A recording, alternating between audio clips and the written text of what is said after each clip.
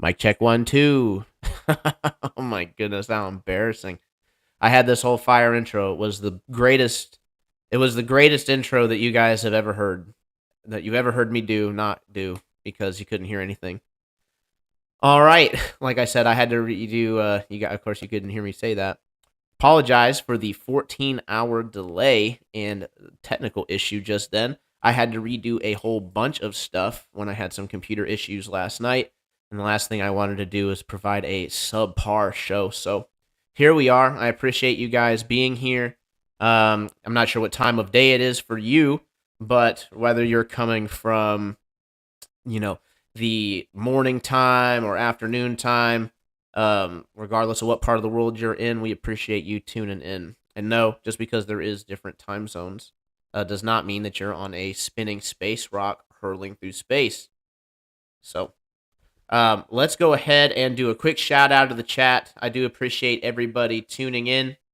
Let's go ahead and start over on the YouTube to redo the shout out. That's how I found out, by the way. I started doing the shout out and saw the comments. So I appreciate you guys shouting it out. We do check these pretty regularly. So shout out to Jim Waterworld, Admiral Dickie Bird, Nuba.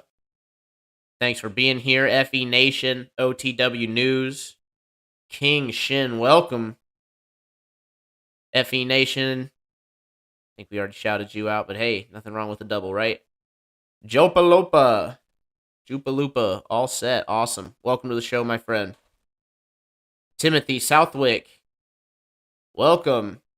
God bless. Glyph, what is up, my friend? All right, let's go ahead and shout out the people over at Rokfin. We have Nuba again, Andrew B, Mr. Cave In, welcome back. On all the platforms, we appreciate you. All right, that's all we have so far. I appreciate all you guys unseen on the Rokfin. If you don't comment, we don't know you're here, but we appreciate you none the same. All right, so let's go ahead and just dive right in. We got a whole lot of stuff that we want to do in a short period of time. Most of that stuff is the panel. It's like every panel show you watch, it goes for hours and hours and hours. And I just want you all to rest assured that that's not what we're doing here today. I don't have hours and hours. I actually have to go clock into my slave job. So I appreciate you guys bearing with it. But we're going to have a short show, probably like 3, maybe 4 hours or so. And I know, right? Short. 3 hours, we'll say. And yeah, we hope to have very rich conversations. I've initiated some rules. But before we get into any of that, let's just go ahead and run through some sponsors. First and foremost, I'd like to go ahead and shout out the Mellow Dome. Getting mellow over here at the Troubling Tribune show. We appreciate them. This shirt has got to be one of the most comfortable shirts I've ever worn. And it fits really, really great. Makes my arms look big. Really great if you're a dude. Fits my girl good as well. So anybody can wear it. Unisex. Go and check it out over at mellowdome.live. We appreciate them. Also appreciate the trivia show that helped us acquire the shirt. This is my winnings from the Truth or Trivia. So if you're not already subscribed over there, if you're finding us from like Discord or Telegram or somewhere else, then be sure to subscribe over at the Mellow Dome and check out the next trivia show coming up, I believe, on the 21st. And it's going to be with the legend Jeranism and Zach. So it should be really, really awesome to see that. All right. So without further ado, let's also go ahead and shout out our next biggest sponsor. That is going to be the Rokfin, folks. If you have not subscribed over at Rokfin, you are missing out. There is tons of exclusive content, not only from my channel, but from other massive channels like Karen B, Jeranism, the Mellow Dome.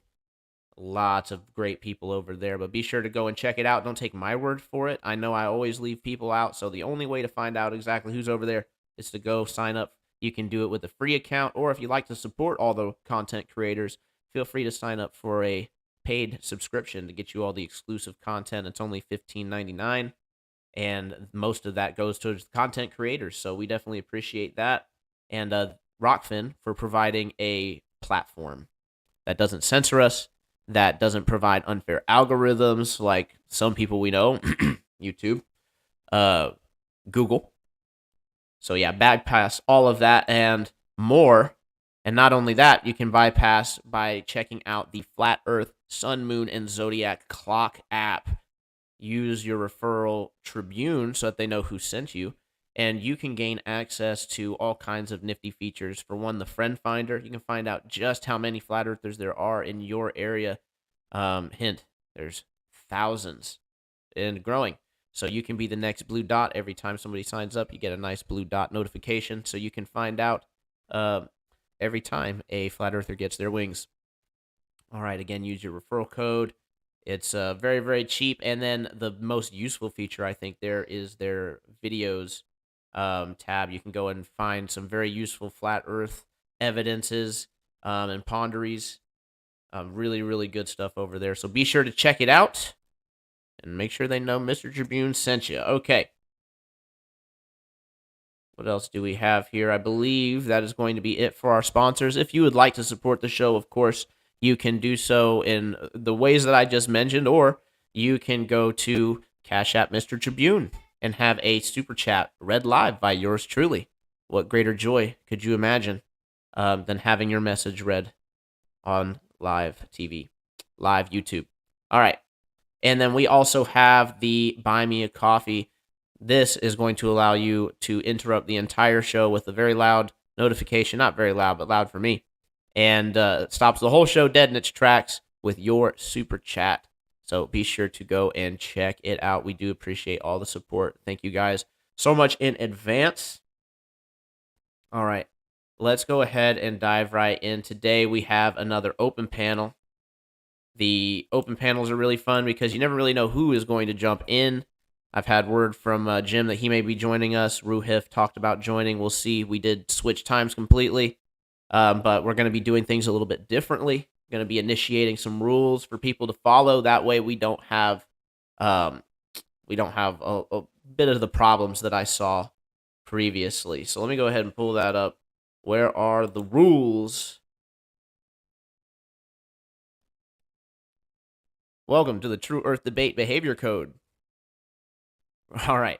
So this thing is pretty straightforward. I'm not a rule Nazi, right? I usually like to let people govern themselves. But there's just a few things that I've seen that I want to help reduce so that we keep having respectful and productive conversations. So rule number 1, probably the most obvious and all-encompassing, is going to be don't be an arse. Okay? And that includes things like severe name calling, ad hominem attacks. That's going to include things like just straight up character assassinations, things like that. I really don't, like it.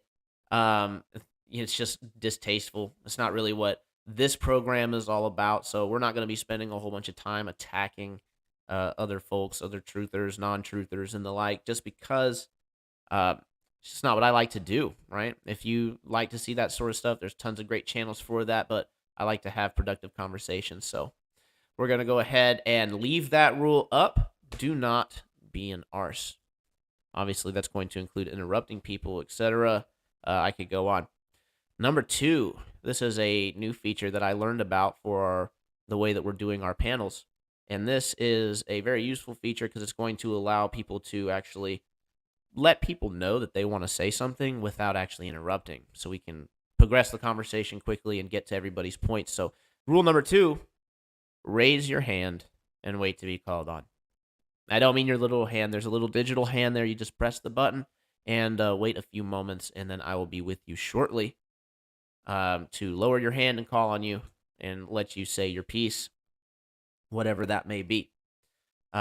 Pretty straightforward why we have that. All right, rule number 3, don't beat a dead horse. I see this all too often with these debates, and this goes for every setting, right? A point will be made, a counterpoint will be made, and then the same exact point will be made again, right? And it's just like, either address the point or don't address the point. Either way, get to it and move on. And we're going to let the audience decide exactly what was done, right? So we're going to be able to keep progressing point by point. Don't just restate points over and over again, talking in circles. It's really lame.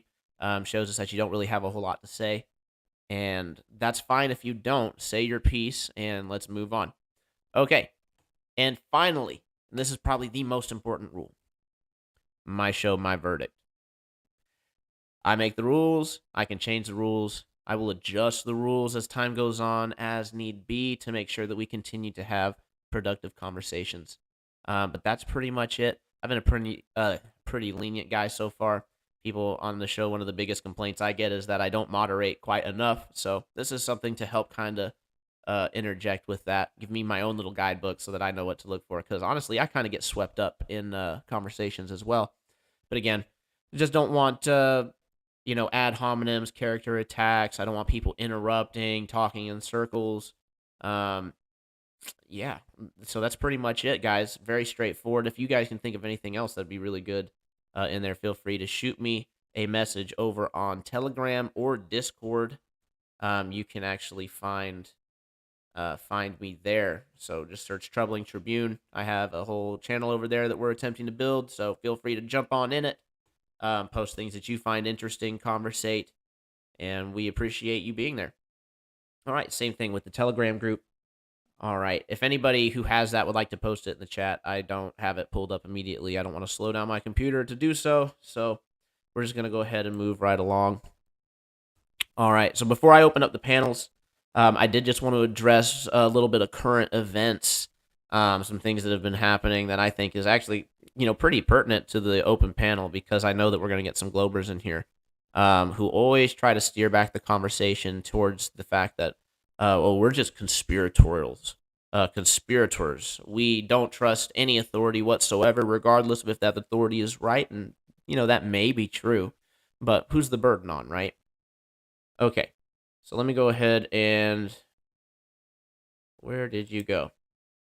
Now, this is obviously going to play into something very, very old that truthers here know very, very well. But if you're new to this channel or you're finding this video way after the fact, then you should be aware that the former CIA director, William Casey, in one of his first staff meetings, did note saying, "We'll know our disinformation program is complete when everything that the American public believes is false," right?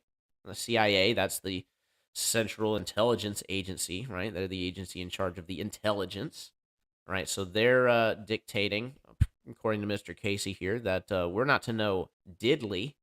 We are not to know jack squat.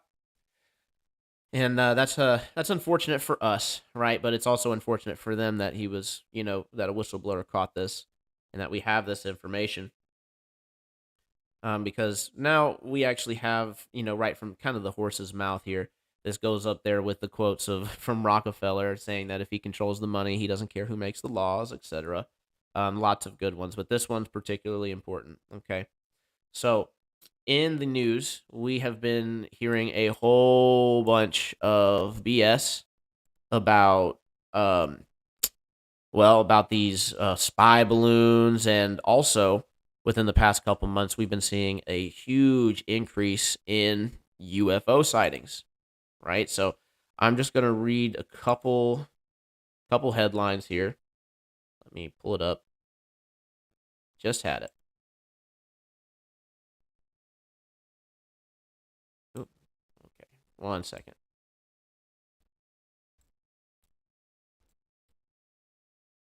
Mid-show adjustment. All right, let's get it. Boom. All right. Just did a simple Google search for the recent UFO sightings, and you'll find that there's some, just some validation why the sudden surge of UFO sightings after Chinese balloon saga. Even the Guardian over here, prepare for wave of extraterrestrial sightings in the UK. UFO sightings in Canada rose after U.S. Downed objects. There are several instances. I don't really care to find the specific articles, but there's, again, common news today that we're seeing these unidentified flying objects in our airspace. They're not being able to recover any of the UFO parts, which is convenient, in my opinion, or inconvenient, depending on how you look at it, right? But anyway, so we're having these UFO sightings, and we're having, these train wrecks go off. They're reading levels of like hazardous material. And honestly, I haven't looked too much into the matter, but I will note, and this is going around on the TikTok. I wasn't able to find it scrambling before the show, but there is a book. If anybody in the chat can manage to locate that or happens to know about it, that actually details how the U.S. government sets up for a fake UFO, like fake UFO crash landing site, I believe, using a downed train as cover. So it wouldn't be the first time. Little sleight of hand magicianry here. Look over here so that you don't see what we're doing um, over on the other side. And it is interesting that amongst these environmental disasters, you would definitely call it an environmental disaster with how much stuff is just being released up into the air and into the environment. And yet, not a word from the environmentalists everywhere, right? Where's Al Gore? Where's Greta Thunberg? Where are these people to call out this atrocity and demonize, the train industry for having an industry that risks like this can happen, right? It just doesn't make a whole lot of sense. But it does if you know about Project Bluebeam. Project Bluebeam, again, that's something pretty old that people are aware of, but that's the idea, again, in case you're not, that the uh, some people think it's just the United States government, but I think it's the world government comes together and fakes a, alien invasion or a quote second coming for the religious people. They really don't care what you believe, right? If you're into one of the mainstream religions, then you're good. And if you believe in science and these aliens, then you're also good. You're very programmable. They can dictate, with pretty good accuracy what you're going to do. So I do want to go ahead and do a shout out to someone who is no longer with us, just in case anybody was wondering. They want to start fact checking this kind of stuff. This is Sergey Monast. He was the actual whistleblower for Project Bluebeam. He was a Canadian journalist for several years, and he actually published Project Bluebeam in 1984, as well as another book that I couldn't even read it because it was in another language. But it's basically a mirrored of the Protocols of Zion, according to Wikipedia. So you can go ahead and check up on that. Pretty interesting. What I think was interesting about his story was that he releases Project Bluebeam in 1994, right? Whistleblows his investigations into that. And then also comes out with this next book. It's basically the Protocols of Zion in 1995. And then 1996, he's arrested, which I can't actually find the charges for why he was arrested specifically, but he claimed a few days prior that, or a few months prior, that he was being hunted by the authorities for, having access to this, top level information and spilling the beans. And he was arrested, released, and the next day found dead of a heart attack. Nothing suspicious there. He probably wasn't even over the mark, right? If considering that, but I'm just kidding, obviously. Very tragic how that happens, and again, I'm not an auto hoaxer. Maybe he did die of a natural causes. Can't really make any specific claims, but it should be noted that the CIA has admitted that they have a heart attack gun that uses little icicles to deliver poison to cause cardiac arrest. So, yeah, just a little juicy tidbit there. So, why in the hell would we trust these so-called authorities, right? The authorities have historically never had our best interest in mind.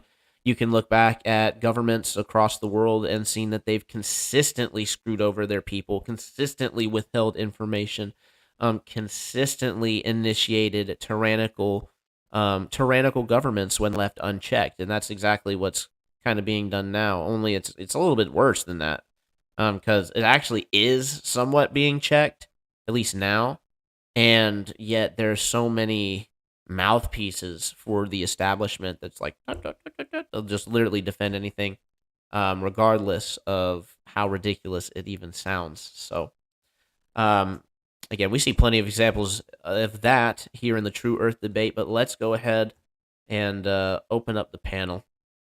So I do need just one moment to get it initiated. So I'm going to go ahead and pull up our transition screen. Beautiful artwork here. Love that nice starry sky. This will just take a few moments. So what's going to happen is the same as usual. I'm going to go ahead and generate this link and post it to the YouTube and the Rokfin chats. Anybody who would like to join me can do so by simply clicking the link. I just ask that you follow the rules, and you get it's a 2-strike basis, or 2-strike basis. So basically, you follow the rules. Oh, gotta deactivate the OBS cam. Whoops. Okay, no worries, no worries. Okay, so basically, you get a 2-strike rule. The first strike, I'm gonna give you a warning. Second strike, I'm gonna mute you. Okay. And I guess I should say a 3-strike warrant, 3-strike rule total, because on the third strike you're gonna get removed. Okay, and we won't have you back on. I get to decide who comes on the show, obviously. So no big deal. Just be on your best behavior. I almost got it set up. Apologize for the delay. This has been ridiculous. Okay, perfect.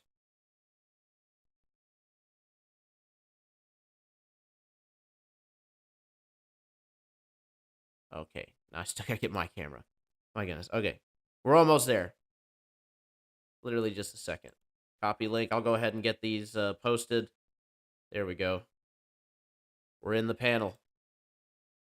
Boom. All right. We'll go ahead and close that out. And let's get to the chat.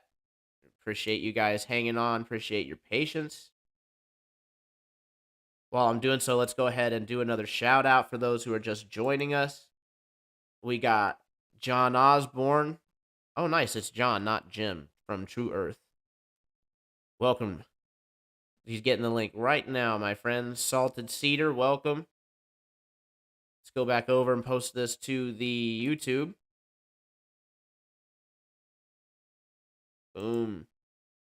There you guys are. Click away. I look forward to speaking with you all. Melodome in the house. The panel is open. Welcome to the show. Mojo Shop. Just trying to call out some people I haven't called out already. Tapered Bodies. Strong. Very strong. Zaida Mocha. I still can't pronounce that. You're going to have to come on and tell me how to pronounce that. Harmon Walker. Sovereign Soul Unchained Mind. Welcome. Now they're claiming the balloons are from the hobbyist group. The balloons are probably from the Columbia Balloon Institute. That's my guess. But there are tons of places that you can release them from. Doesn't really matter. The fact is that there's just doing all this balloon shit to cover their ass. Obviously setting up for something bigger here, moving into what could be the final phases. All right, let's get back over. I'm sure someone will be joining any moment. Alrighty. Didn't take long. Waterworld, welcome to the show, my friend. Hey, my friend, how are you? I'm doing fantastic. I'm finally getting to do a show in the afternoon, and it feels great to not be exhausted. Oh yeah, you're Eastern time, aren't you? Yes, sir. Yeah, so you're an hour later than I am even. Yeah, I like your rules. They're really great. Yeah, absolutely. I need to get them small so I can. That's the one thing I didn't prepare is to put them small, like in the bottom corner. Not that you guys would be able to see it anyway, but it's all good. They're pretty simple, easy to understand. Easy to understand why I have them, and that way we can, of course, progress this conversation because I've noticed a lot of old points keep coming up, and it's like, okay, well, we can just address something and then move on, right? We don't have to agree. We can agree to disagree, and still part as friends in any case. One thing that I do want to open up to in the True Earth discussion is the discussion of the creator of the True Earth, right? I think that's actually a big part of it and married in very much with the what's going on here as far as the cosmology. So I am definitely open to having conversations like that in these types of panels if anybody is open to that. I've actually caught I appreciate it, although I don't agree with everything which it says. I don't agree with everything that anybody says for that matter, but I will say I do appreciate him coming out with that stream. A lot of his research coincides with things that I've found about the Trinity doctrine. All right, awesome, Austin. Welcome to the show, my friend.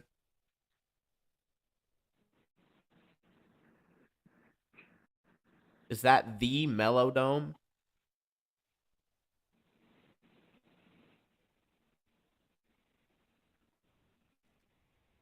Well, he probably can't hear us.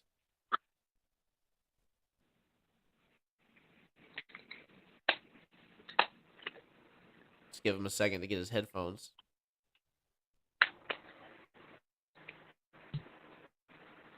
Austin, you are muted, my friend, in case you didn't know.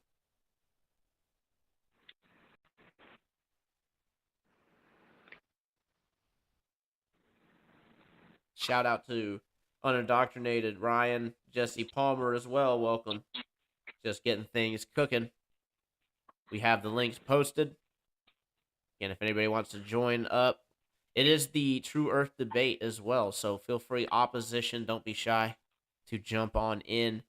Try to give us a run for our money, as they say. Yeah, screenshot your rules, so I'll write down here and have them, handy every time we talk. Absolutely. Yeah, you got to worship the rules, man. I am the rules, Yeah, and you got to worship the rules, and the rules that's will right. save you. Absolutely. The rules are great, so it's good. Can you hear me? We can hear you now. You got a little bit of an echo, though.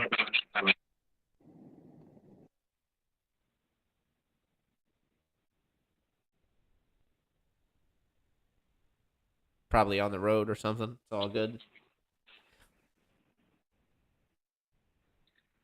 So you recently moved, Waterworld, is that correct? Yes, I have come to the best place to look at God's creation of a stationary topical plane. This came in 2 days ago from Amazon. It's a P1000, and so I'm learning how to use it. And it's 29 degrees out today, so obviously I'm not doing anything. And I have my little tripod right over here that came in the same day. So I am going to scour Lake Michigan, Benton Harbor, all the way to Chicago with my 125 Zoom. So as soon as I learn how to use my laptop, I think you are somebody who knows going to help me. And as soon as I learn how to use this thing, I'm off and running, my friend. Absolutely. Get that long distance photography. We're gonna see Yeah. up over that curve.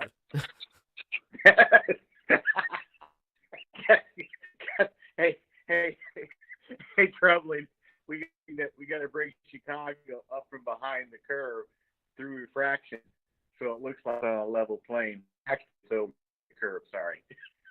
I just want to see the super refraction challenge can be created and completed where you actually zoom in to yourself, the backside of yourself, because the conditions are so perfect.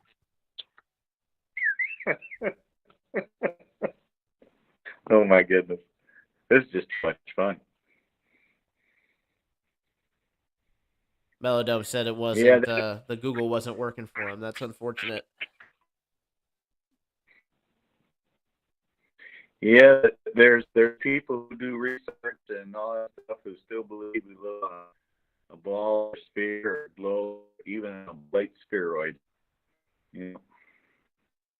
Well, I think again it just comes down to a not completely blind, but a heavy bias towards the accepted worldview, right? And I just think that they don't understand that throughout all of time, all of history, science has always been wrong. I mean, that's all there is to it. They've always been proven wrong consistently. So I just don't know why we would assume that we know it now. Hey, you live right there, and I live over here. You see, on my ball. Here's my ball, and my ball says for propaganda purposes only. That's what it says. That's what it says. Nice. You know, I kind of think you made that tag or had that tag made. I don't know. That's No, legitimate. I bought this at I bought this at Target. I looked down and it says not for profit. It says not for educational use. It should say for propaganda purposes only. Nice. It rolls off the tongue.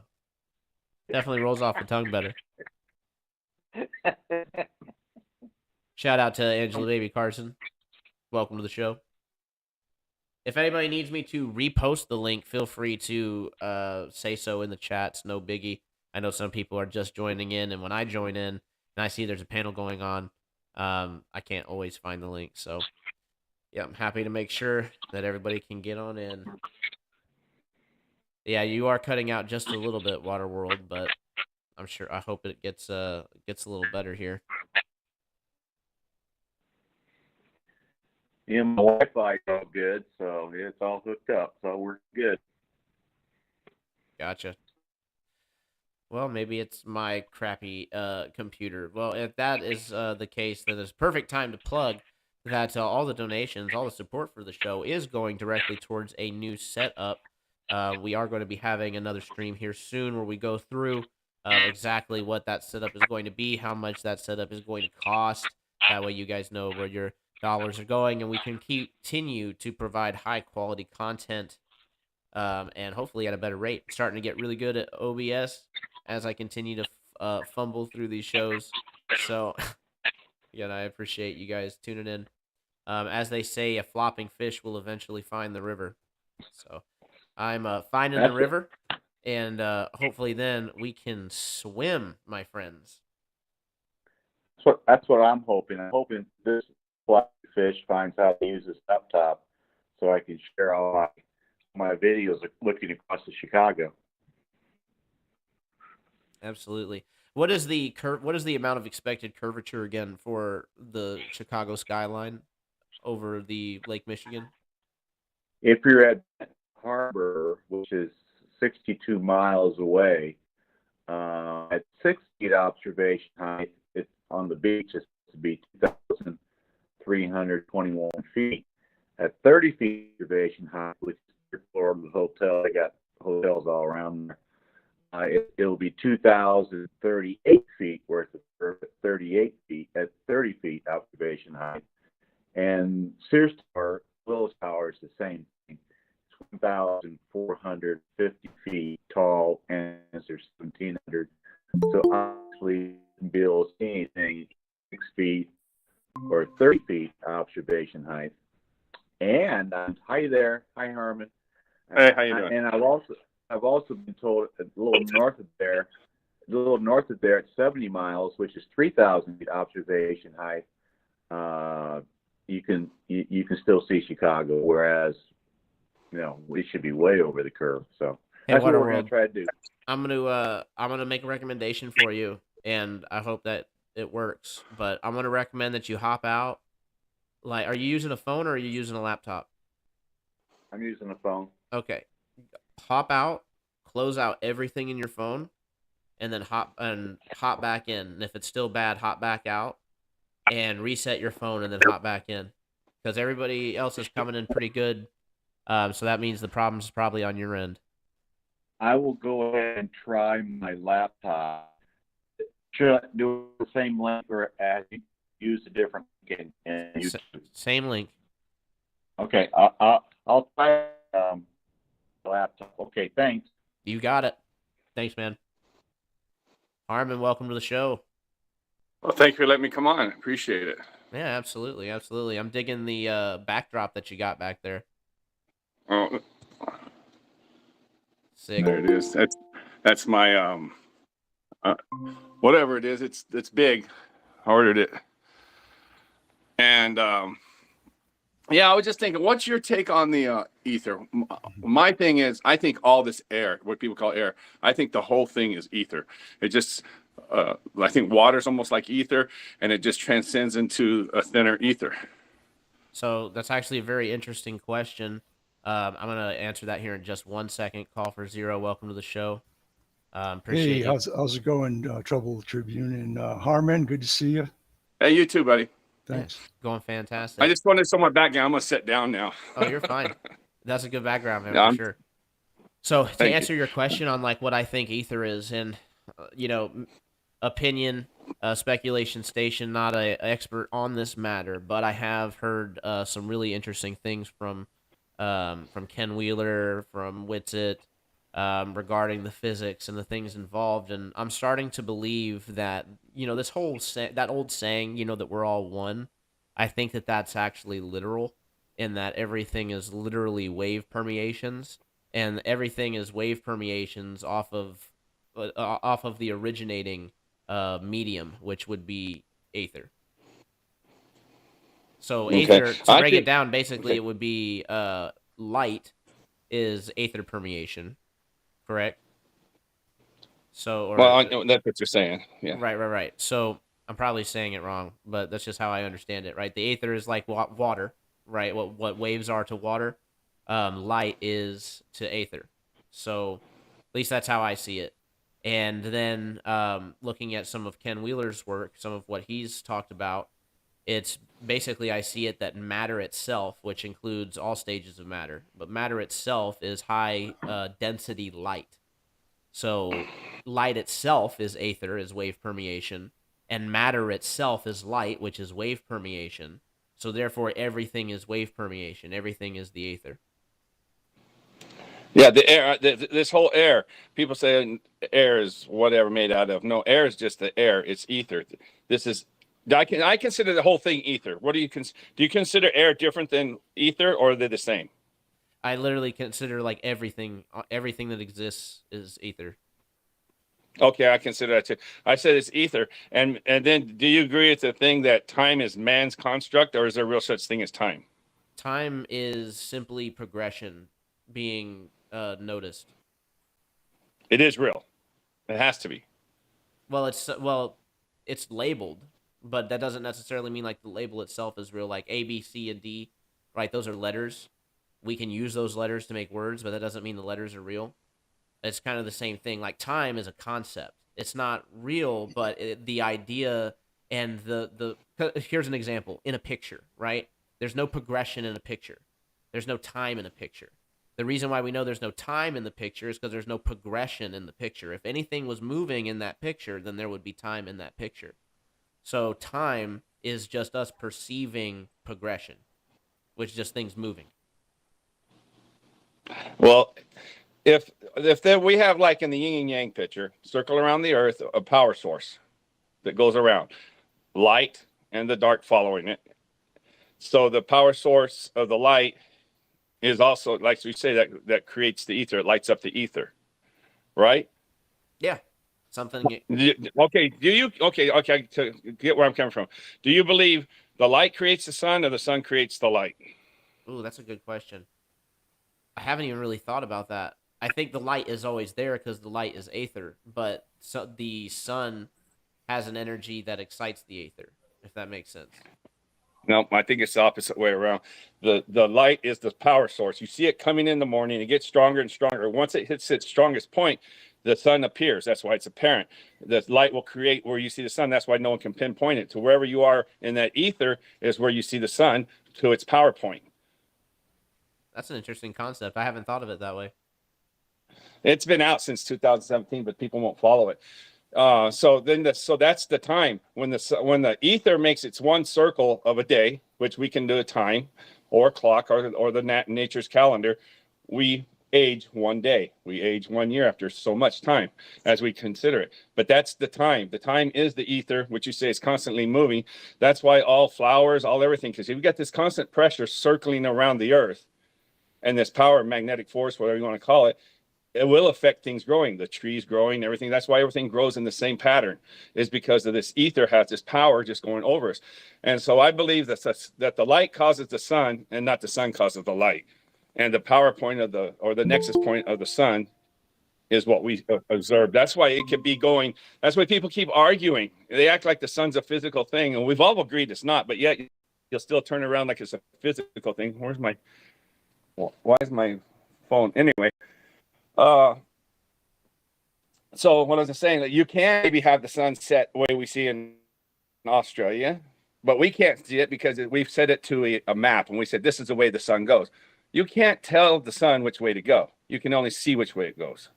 And so from their observance, maybe it's going north to east and south to west. I mean, whatever they say down there, if you understand what I'm saying. Yeah, I actually really resonate with a lot of what you just said, because again, my whole concept, my whole thought process is, again, time wouldn't exist if there wasn't some movement.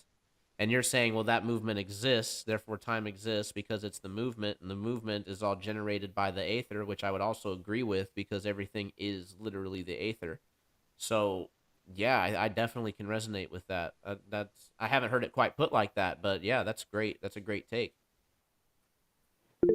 Yeah, I've said it on several people. Just I don't know, I'm nobody. I'm not a nobody, but you know what I'm saying. I have no voice, and so I've been trying to say this for years and just can't get no one to catch on to it. To me, it's so simple.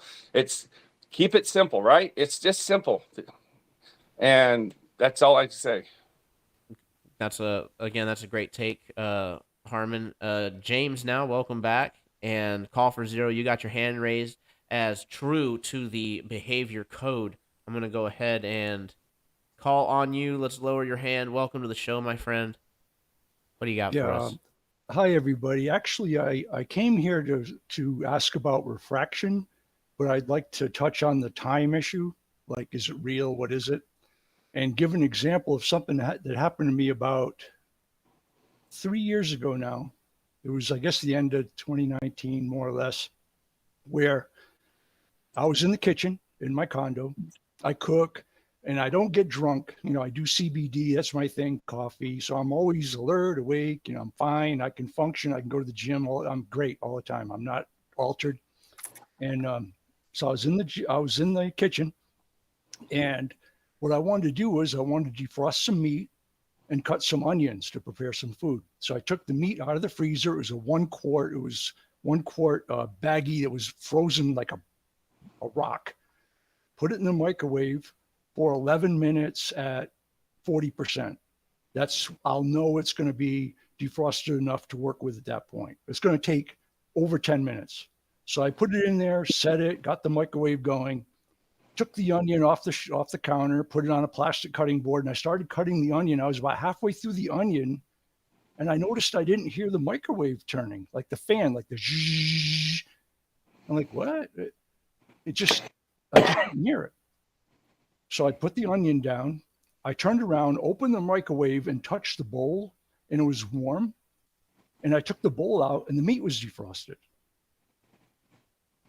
And there was no chime, like at the end, like beep, when it's done, nothing. Just the fan stopped. So I figure I lost 9 minutes time somehow. I was less than 2 minutes into cutting the onion, and an 11-minute cycle on the microwave had completed without a beep. And I opened it, and it was defrosted. And like, ice does not go to a defrosted state in less than 10 minutes. So that's a given. And it doesn't take me 9 minutes to cut an onion. So something happened there. So I would say something like this. And again, just my opinion, right? We don't really know exactly what's going on with reality, especially when you start talking about like perceived time dilation and the Mandela effect. I will say, by the way, John, your internet's way better, pictures way better on the computer, so I'll just go ahead and say that. But when it comes to, for one, also let me backpedal just a second, because I said time dilation, and you know, I'm sure flat earthers panicked a little bit. It was like, oh, we don't believe in relativity. That's not really what I'm talking about. I actually believe that, again, time is just the perception of progression, and so therefore it's dominated by consciousness completely. In every model, regardless of what you believe, it's dominated by consciousness. And we know that time can speed up or slow down based on how aware you are from moment to moment. And people tend to check out, especially doing mundane things. And that's why a lot of times, like people who talk about this particular type of thing, it will be with something mundane, right? It'll be like you know, you don't know what happened, but it's like you blink almost and you jumped ahead like 10, 15. So I think the most I've heard was like 30 minutes. And I've personally done this, so I know exactly what you're talking about. But I've never considered, just to be quite frank with you, I've never considered that it was literally the time itself, like the progression of everything for everybody else that had moved forward. I had always assumed that I had just checked out, that the time was there, I just didn't perceive it. Which I guess, again, if you go back to my definition, it's a little redundant because time is the perception. So I guess it technically didn't exist, but you get what I'm saying. Well, let me get into this real quick. Go ahead, What you're Hunter. saying before I forget. It's like when you're driving a long distance across the desert or somewhere, and you don't remember the last 20 miles. It's just gone. So then you wake up back into where you're at. So what is that basically what you're trying to say? Pretty much. But also, Harmon, remember the hand raising. We don't want to cut people off. Oh, I didn't remember. I didn't know the hand raising. How do you do that? Okay, So I see. yeah, perfect. Welcome Yeah, back, James. Go ahead. Oh no, you're fine. I'm just welcoming him back to the show. Call for Zero, you were literally in the middle of saying something, and so I just wanted to make sure you had a chance to. Yeah, to build on what you just said and Harmon also echoed, I worked. I no longer work because they had shut the casinos down for various reasons. But I worked at a casino, and I had my break time, and I would walk down these like back halls to the cafeteria and stuff like that. And in two instances over about 2 years, I had what I call like a drop-in effect. Like you just said, Tribune, maybe everything was right, and I was out for 9 minutes, and I returned somehow.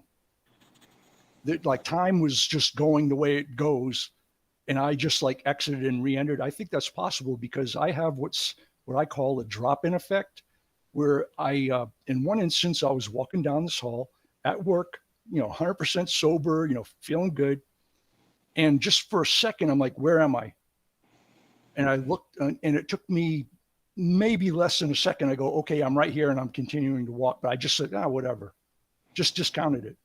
And then in another instance, I was in the cafeteria at the table, and it was kind of semi-noisy, and there were some TVs in the distance, and I had my whatever it was, donut, coffee, whatever. And the same thing, I'm like, where am I? And I looked left and right. I'm like, okay, I'm in the cafeteria. It's cool. So there may be some sort of, and I don't know if that ties in with the Schumann resonance or what's going on, but I'll put that on the table. I have I want to shout out just real quick interesting comment that I seen that I want some elaboration on. So before I lose it and lose the thought, Jason Valencia, retro causality is a proven fact. You can do the experiment yourself with some very basic equipment. That's a very specific claim. I like it. Hop on the show if you'd like, or if you can, just shoot more information in the comment. That way I can see what experiment you're talking about. And actually, just to make sure I'm clear on the terms, that I know exactly what you mean by retrocausality. That could be really interesting. Z Warrior, welcome to the show, man. Thanks for coming on. Yo, what's up, big dog? How's my audio? The audio's great. Video's slightly choppy, but it's definitely good. Good enough.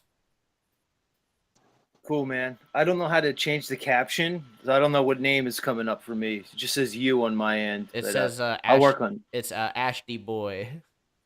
Yeah, that's my Google name. So as we're talking, I'll try to change it. But all good. It's nice to see everybody. I just wanted to pop on. I saw some old friends here. I haven't seen Harmon in a while, so I wanted to say hi to him and call for Zero. So what's up, guys? Much love. Hi, Z. Good seeing you. Did you get a chance to catch the rules earlier, Z? No, but I saw a hand. I saw you said raise your hand kind of thing. Was that it, or? No, there's a little bit more, but I mean it's nothing that we have to worry about now because there's no debate happening. It's mostly for that, but basically all it is don't be an asshole. Raise your hand instead of interrupting somebody. I'm pretty good at getting to people so far, so I'll continue to do so. And don't beat a dead horse, right? If there's a old point that comes up and we've already crushed it, please don't keep going with it. And Call for Zero's a champion because he's already really honed in on the raise your hand. So as true to it, I'm gonna go ahead and call on you.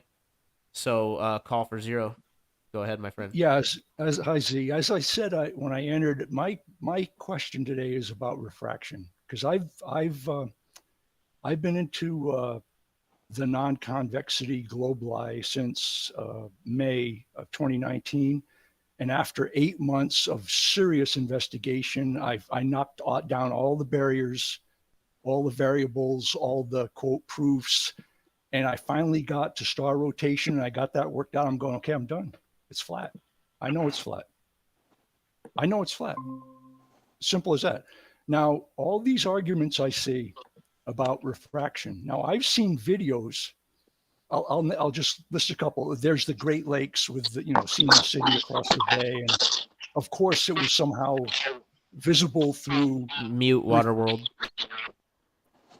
through what's called refraction. It's a mirage, whatever they want to say about it. I have another video that I saw where an 8-mile lake, a lens, a submersible camera was placed partially underwater on the lake surface, and you could see a boat like just off the beach from the far side and like maybe halfway up the beach. You could see that line at 8 miles from an inch underwater, basically, or right on the water. So that's another big one. And personally, when I drive across a desert, I'll see mountain ranges. I'll see like 3 mountain ranges stacked up at about 20 miles. The back one appears colorless, but you can see the shape, the mountains, and it shouldn't be there. I mean, I should maybe be able to see a tree at the top of the mountain, maybe. And I could see a large portion of it, like maybe 1,000 feet of it. It should be tilted back and over the curve. So my question is, when somebody says it's refraction, exactly what are they trying to say? That there's like a mirror-like effect, or how am I supposed to see over that arch?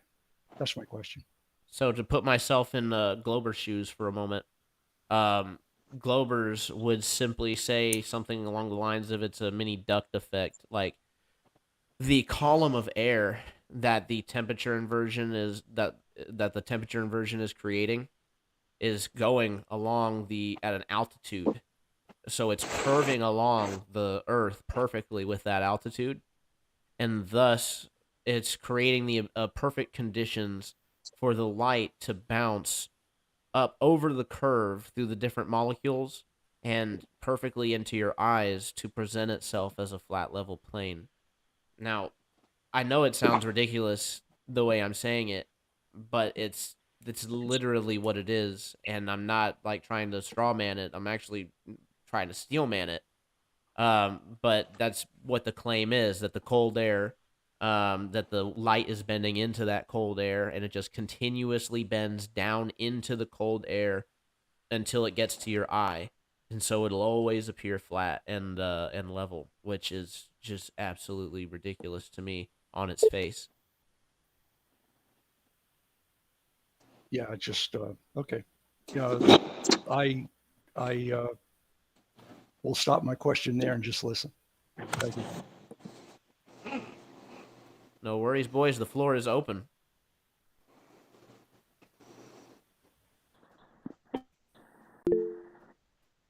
Waterworld.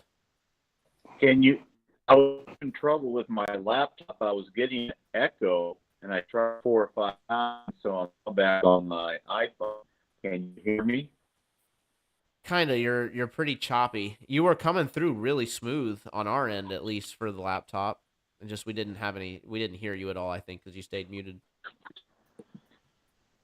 Okay, yeah, I was hearing one person, and then I was seeing another person talk, but their mouth wasn't moving. It was very confusing. So, should I try again? Or okay, So your problem on the laptop was probably that you didn't close out the YouTube video. Oh, I did. I did that. I went and looked at it. I'll try that again. I want this to be as smooth as possible, and my laptop showed a lot better picture. Absolutely. It did, absolutely. So you good gentlemen talk, and I'll get back when I get back here. Thank you. You got it. Harmon, What's your input on two suns? on there being literally two suns? Well, there's not even really one sun, but yeah, but two suns. Right. I was about to say your position was there was no sun before, so yeah, I think that there's hidden astral bodies up there that people don't know too much about, but I don't think that there's like a literal second sun. I think the second sun people are referring to is most likely either NASA or China's artificial sun that they created. 2017, I was big into it in 2017. I can't remember the exact video. In Africa, every year there's a place where there are two suns, and off Brazil there's two suns that come up once a year. I got a video that I copied off a guy's channel that as soon as 5 minutes after his channel in 2017, his whole channel was taken down and zapped. No strikes, no warnings, no nothing. I saved that one. I still have that of two suns. It's it's awesome. You can see what you think is the primary sun, then another sun shows up. I mean, quite a bit distance apart. And you're thinking that this primary sun is the primary sun you're seeing. And by the end of the video, it transitions and that the other sun becomes the primary sun. Are you referring to the one that's like it's kind of at sunset and you have like there's like two sunsets going on? It's like later in the evening, yeah. I think I have seen that one. That one was pretty crazy. I've seen things similar to that. But again, I actually wouldn't even say that that means that there's two suns. I think that that's kind of like a reflection trick going on, like the sun is bouncing light all the way across the sky. That's like kind of what it looks like to me. It's really weird because the light's It's like a 20-minute video. Ashley Boy, Z Warrior. Did you know? I'm sorry. Did you know it's a 20-minute video? Yeah, it's there's well, I didn't see the full 20 minutes, but I knew it had some length to it. And you can see what it's doing. That part of it, like you were saying, to me, doesn't make sense. I'll have to take another look at it. It's been a while. So I wanted to comment about the second sun, but just quick logistically, I don't know how to change my title from Ashty Boy, which is my Google name. Do you have any troubling? What am I missing here? So Can't get my name to Z Warrior. I created a literal Google account called Troubling Tribune. So that's what you should probably Yeah. Gotcha. Okay, because on most of the other ones like Restream or StreamYard, you can kind of change it. So, all right. So no worries. Yeah, about the second sun, man. You know, I hear what Harmon's saying. There's videos, but there's been many videos. You know, they started popping up since the whole 2012 thing about a second sun. It was originally presented to me in the more traditional heliocentric context when we talked about the dwarf. There was talk about the dwarf star, a dead star, nemesis, associated with concepts of Nibiru. That's when I was first associated with it. You saw it being presented on Ancient Aliens. Interestingly enough, we saw it being presented through their heliocentric construct, right? As if, you know, there was a second solar system coming within ours. They called it a binary star.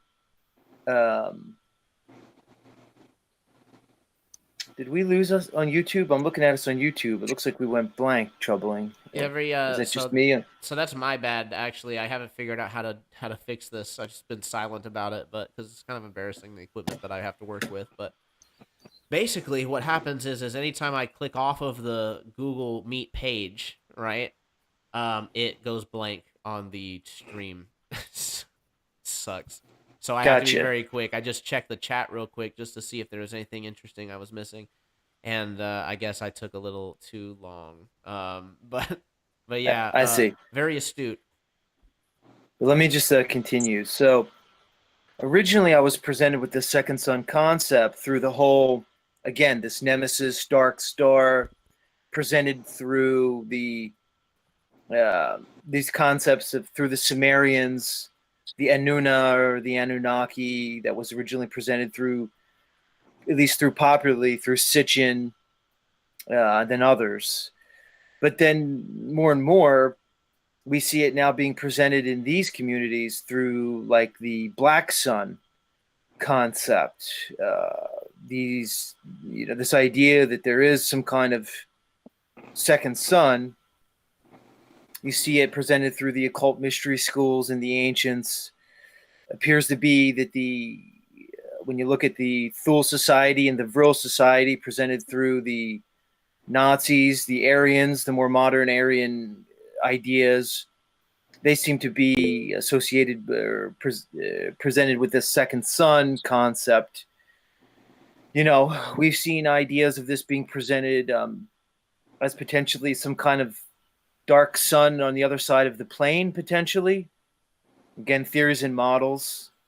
I always like to present, whenever we're talking about models in the quote-unquote flat earth community, I like to present them as theories, because I think when we get off into theories, we kind of have the same trouble as the heliocentrists, right?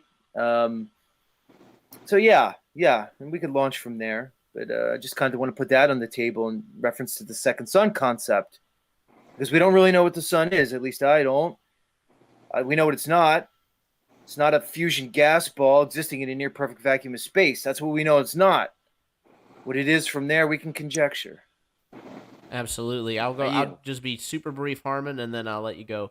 But yeah, I was actually going to touch on it. I raised my hand when you started talking about the second sun, because I was like, well, mostly when I see the second sun depicted, they're talking about the black sun.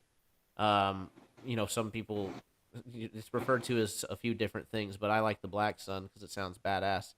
But the idea of it is that it's the antithesis of the sun, and that the sun is like the physical representation of manifestation, which is why you'll see as the sun goes across the sky, it becomes more prominent. You'll see summer and spring where things grow more, and then the reverse of it as the sun goes away throughout the year.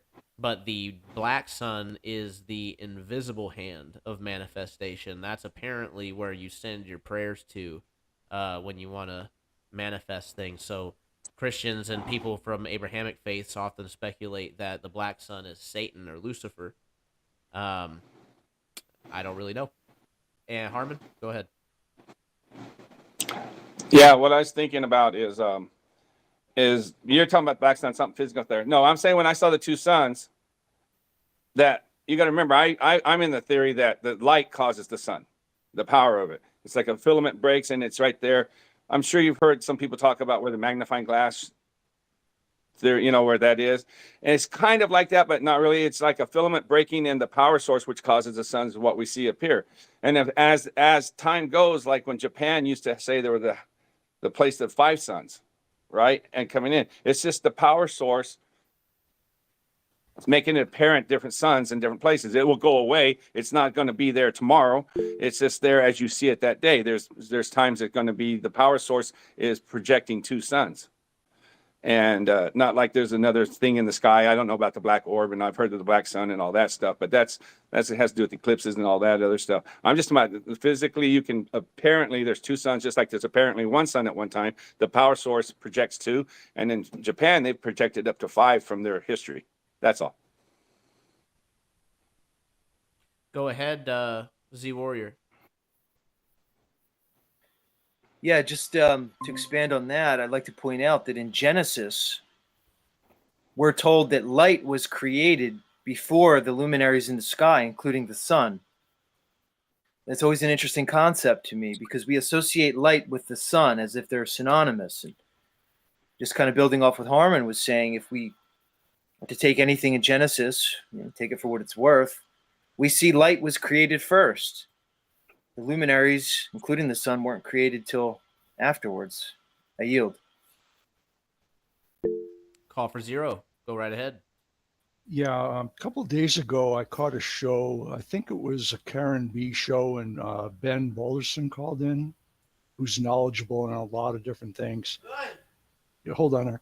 And they were discussing the idea of molten core and lava and that stuff. Like, where does that melted rock come from and that sort of stuff?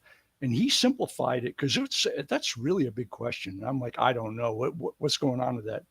But he simplified it by saying that heat, it's not some like magic thing where rocks melt or something. Heat is caused by resistance, period.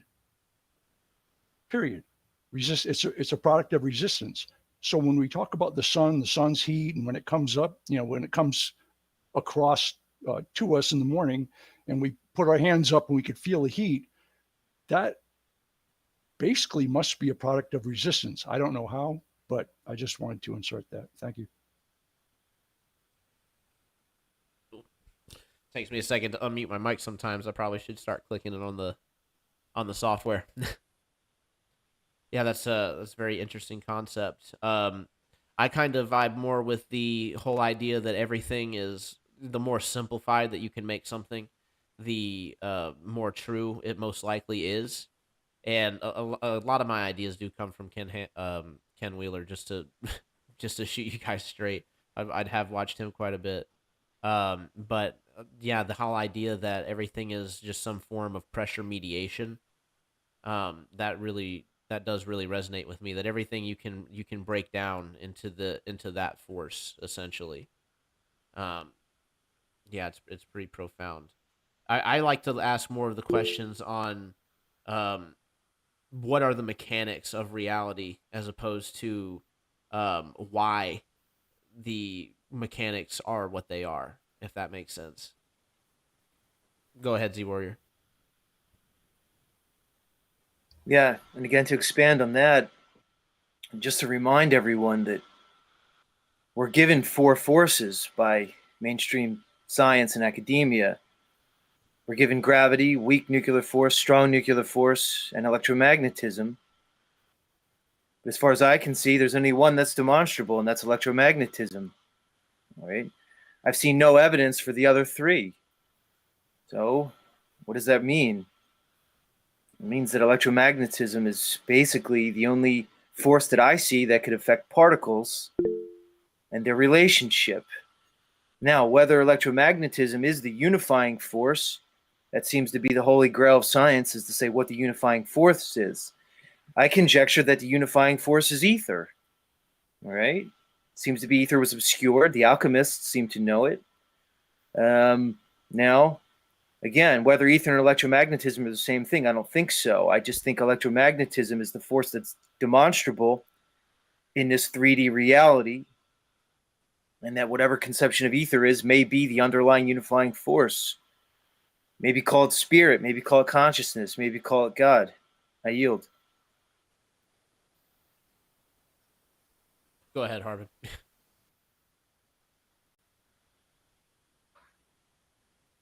I can't hear him. Your sound is Okay, there. On your four forces you were saying, the three of them are man-made. The other one is in nature.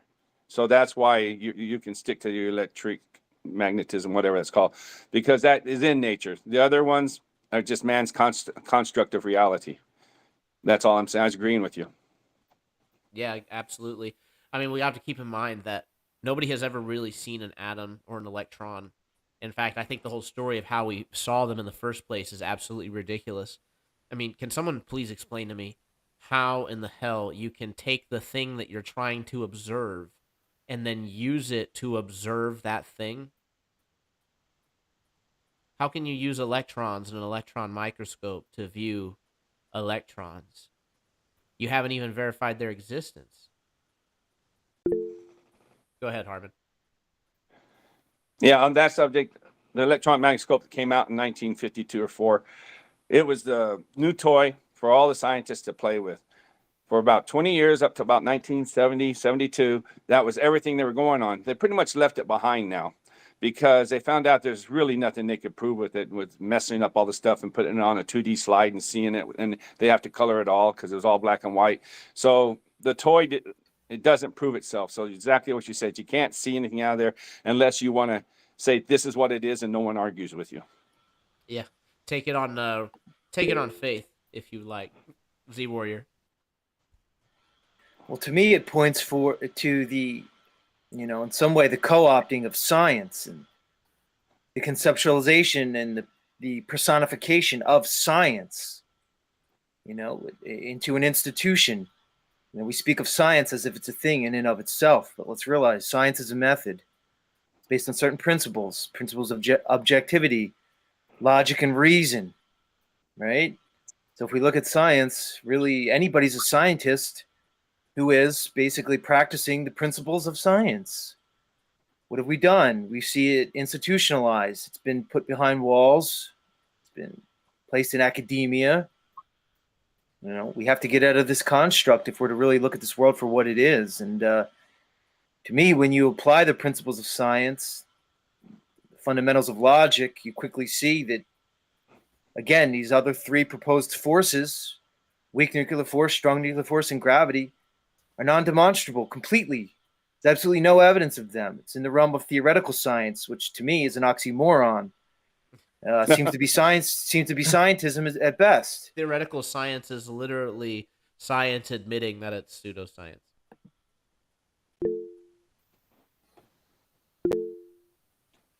Call for Zero. Thanks for joining the show, man. Harmon, go ahead. Yeah, theoretical science, I like to call it what if science. That's what I always call it. They're what if.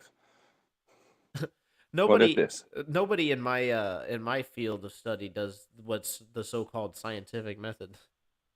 That's a great quote from Michio Kaku. Yeah, but yet, of course, it's the true earthers that are always accused of being pseudoscientific. You put you line the beliefs up side by side. It becomes very, very obvious with honest research, which is the side conducting pseudoscience. I mean, hell, one side isn't even attempting to make claims, really, right? It's like flat Earth doesn't have a model. We just know that we're not seeing this curvature that's proposed. We know that these distances that are proposed are unmeasured, unverified. They're going off of ridiculous assumptions about the speed of light, about the radius, about pressure mediation in a vacuum. It's absolutely ridiculous. My conversation with I Can Science That, real quick, and then I'll let you go, Z Warrior, is it was really funny when he's showing the diagram of the gas pressure, how it would act with the gravity. And, I did catch a little bit of flack for it. People, again, think I didn't quite challenge it enough, but I just wasn't the type of stream that I was attempting to do that in. I was just trying to pull as much information as I could. And I do think that it's absolutely laughable that in any actual experiment that we do with a vacuum chamber, as soon as you start vacuuming out, you start to get these dramatic effects, water boiling at like very low temperatures, gases being, just going to be completely spread out, sucked right on out. So it's like, how can you have a container with gas pressure that's only like, how can the gradient last for even any amount of time? Give it 2 seconds. How can you have a gradient after 2 seconds in a vacuum chamber? And the answer is that you can't. We can demonstrate this, but they have to have this be true because their vacuum of space lie is, it hinges on it. It completely hinges on it. And once you let go of that, right? Well, science was wrong about that, and obviously blatantly wrong, to the point that you could make a solid argument that they were being disingenuous. Then what else are they completely off base about? And that's when you can actually open yourself up to these other questions. And cognitive dissonance doesn't allow people to do that. Z Warrior, go ahead. I'd like to make 3 quick points. One, exactly, the globe in the heliocentric model is the claim. All right, so is the burden upon the claimant to prove and provide evidence, and I see none. All right, so again, if we use logic and reasoning, we can go from there. 2, I want to highlight the reason they have to say that we live in that space is a near perfect vacuum is because they're saying that we have a globe that's spinning perpetually and other heavenly bodies that are spinning perpetually. Well, if there were any particles in space, there'd be resistance. You couldn't have a perpetually spinning globe. So they had to say there was a vacuum.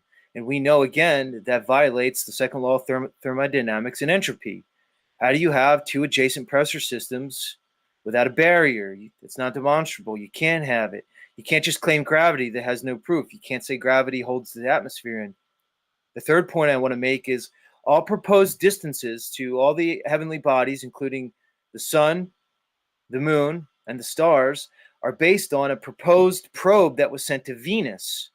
A proposed probe that was crashed into Venus in association with the transit of Venus across the sun.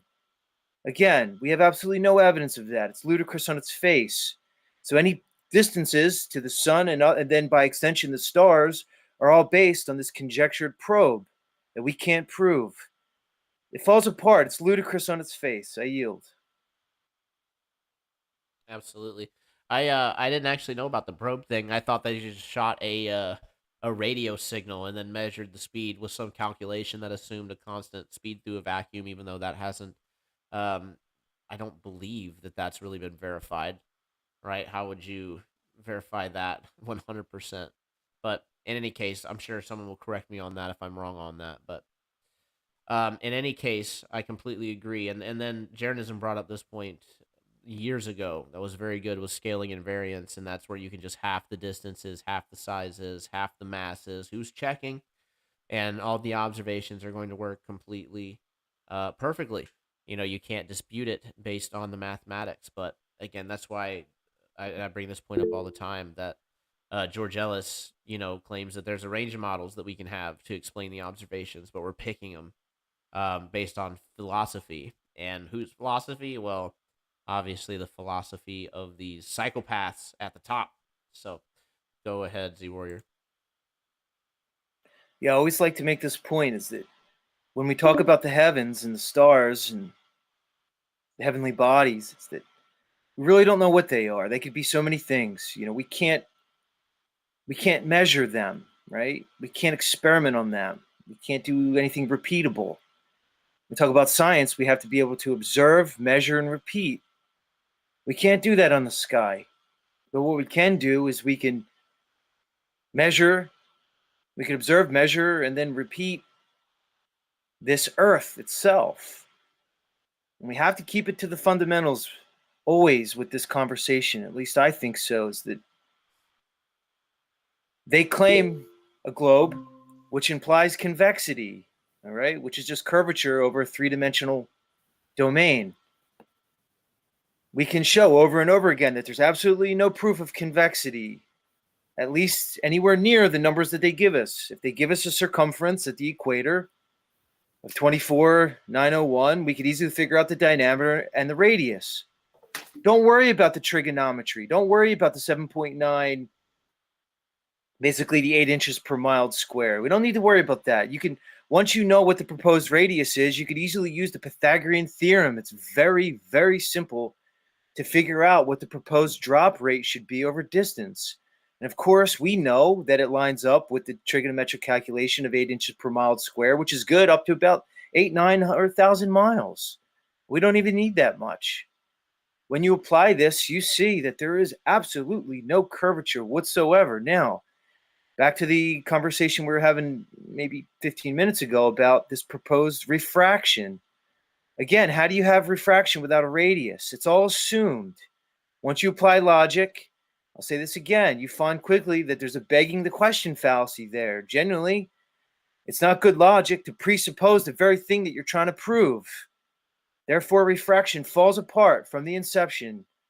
You can look at the black swan and other instances of that.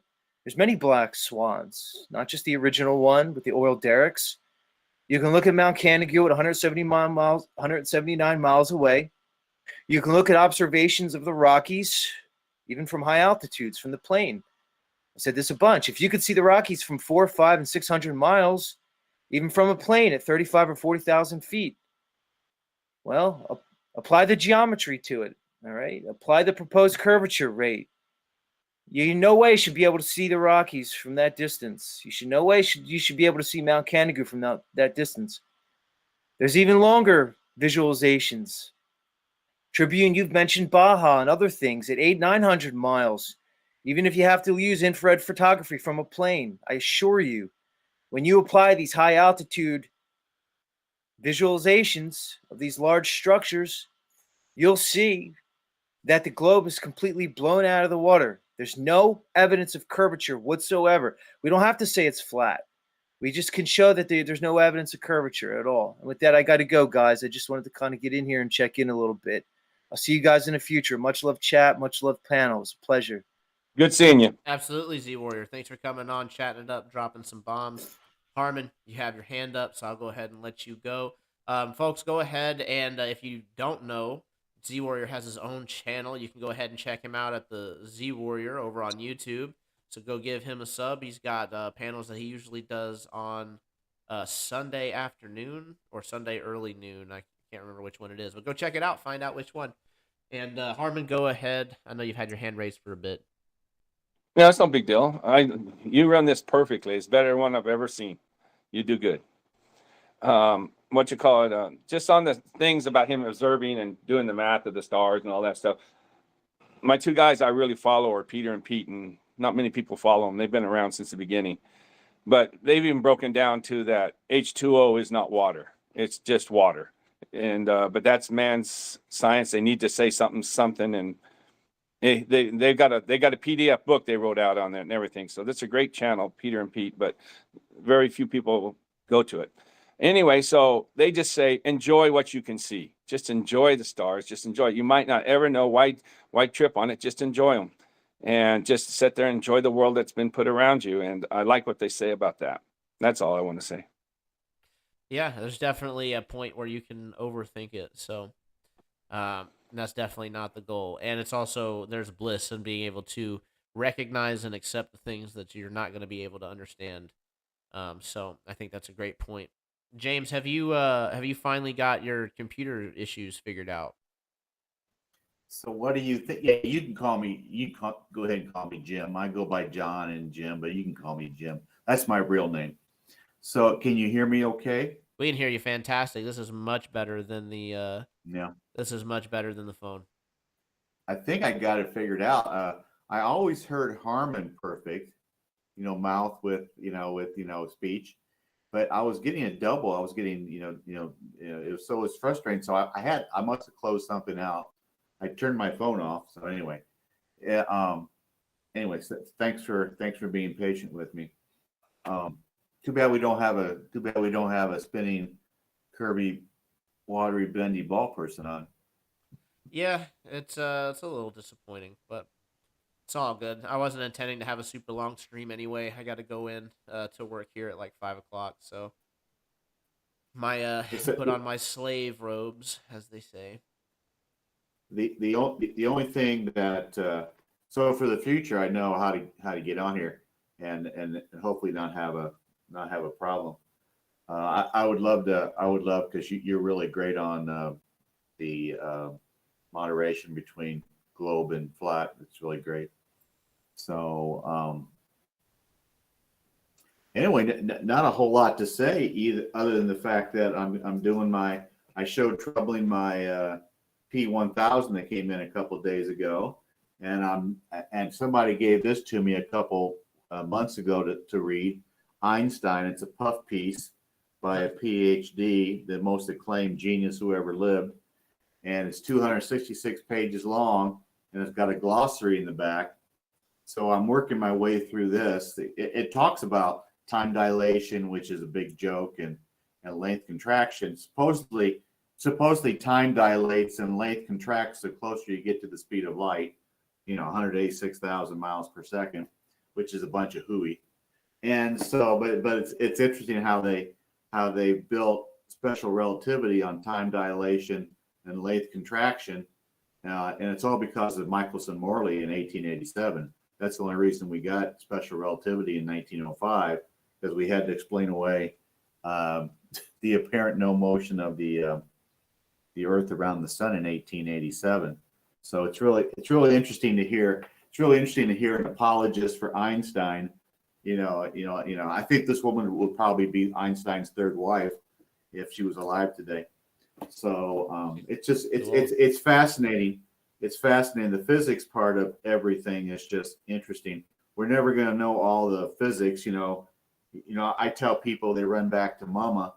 They run back to mama with their length contraction or their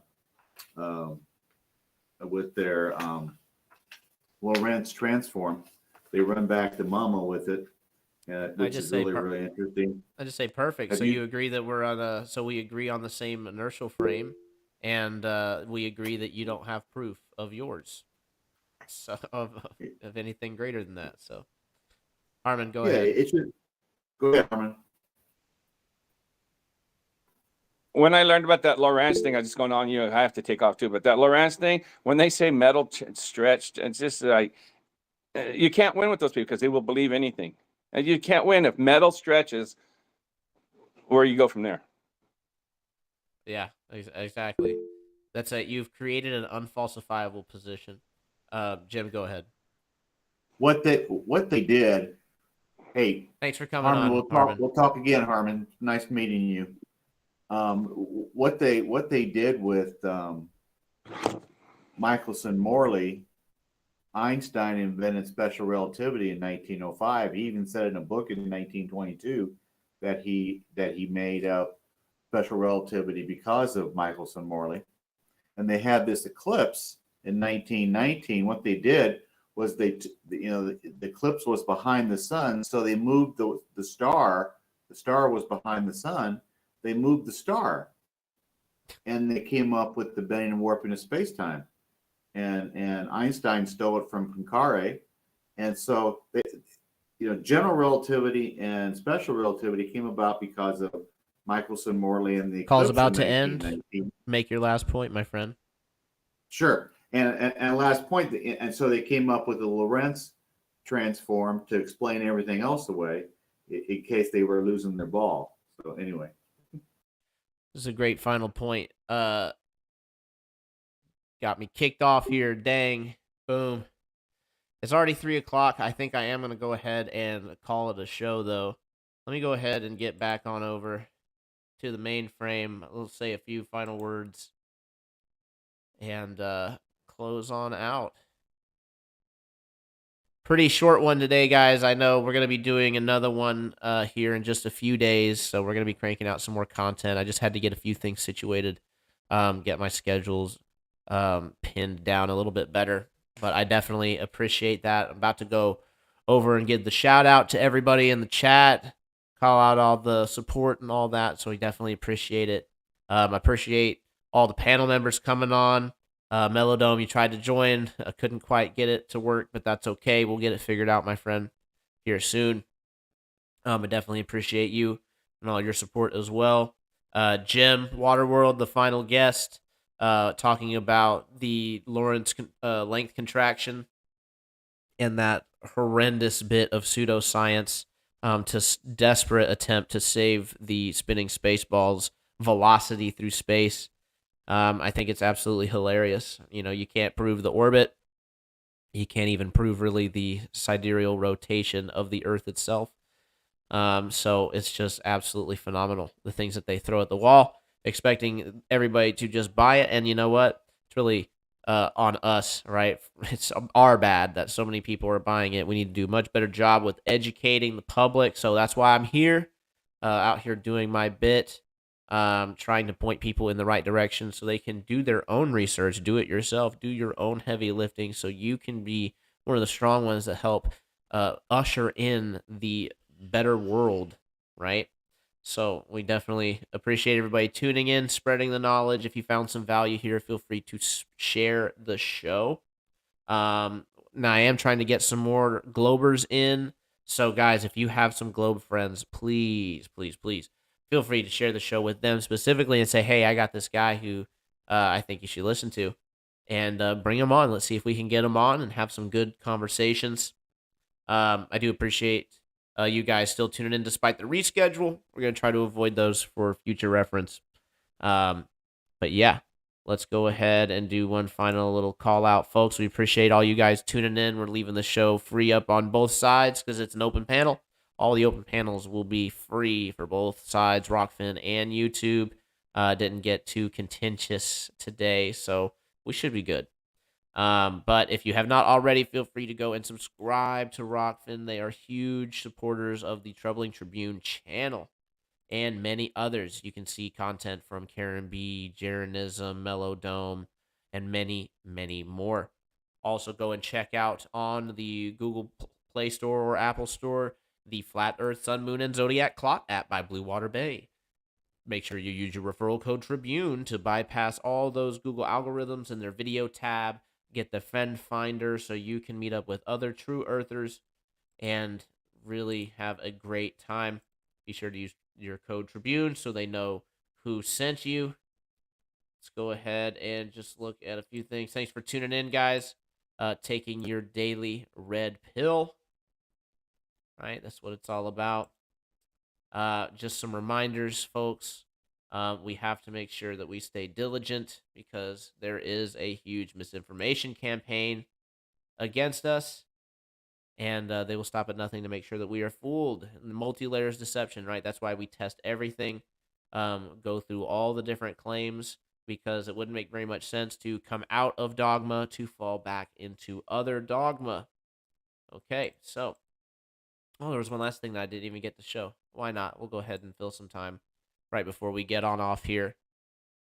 The sunset explanation. I go ahead and shout out the Melodome Telegram group chat. I went ahead and snatched this from one of your people there that posted it. It looked really good.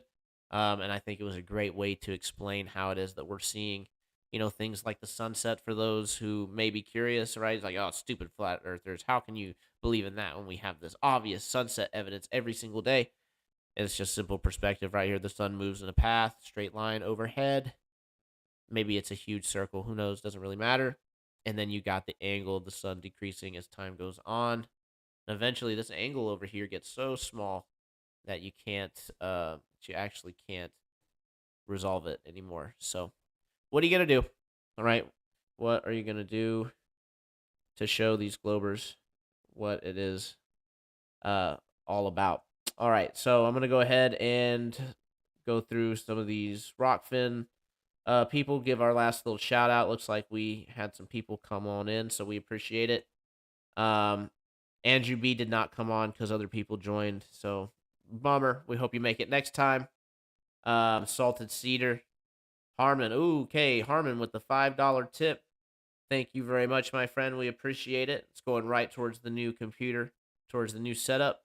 That way we can have a moving background as we do this kind of stuff. Notice how my background is all static and boring, but at least it has good color, right? So enough of that. We appreciate the support. Let me check the Cash App briefly just to see if anybody has left any super chats there. Does not look like it. All right. And Buy Me a Coffee didn't go off perfect, so it looks like we got through all that. Let's go ahead and shout out the people over on YouTube now. Jason Valencia, Malcolm Sheen. Found out about your channel from the interview with Brian. Welcome to the show, man. We appreciate it. You are kind of getting to the end, so be sure to join in next time. We're going to be having things posted in our Discord and our Telegram chat. You can get with some of the fans and find out that info.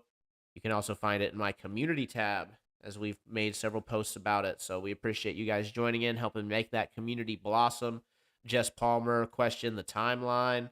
F.E. Jeff Palmer. Oh, it's the same one. Okay, got it. Brian Roy, Zetetic Warrior, thanks again for coming on. Jason Starr. Who else do we have? F'd Up World. I need to get some more mods. If you guys would like to be a moderator, feel free to hit me up on one of the many modes of communication. Sovereign Soul, Unchained Mind. Surprised you didn't come up on here, but we appreciate you anyway for tuning in. And guys, I believe that is everybody. If I miss you, Brian Stavely, of course, legend in the chat. How could I forget you? We appreciate you coming on the other day. If you haven't had a chance to check that out, that was an awesome show, Testing Reality with Brian Stavely. It is still free up on YouTube and Rokfin, so be sure to go and check that out. It was an awesome show. Okay. With that, let's go ahead and exit out. Guys, I appreciate you tuning in. We are going to have a show not tomorrow night, but the night after. So we definitely appreciate that's going to be Sunday. So Sunday night, we are going to be doing another show. Feel free to tune on in, and it should be a lot of fun. All right, guys, I'm going to go ahead and cue the music. What are we going to listen to today? What was that? Okay. Looks like we're good. All right, guys, I will see you next time. Until then, see ya.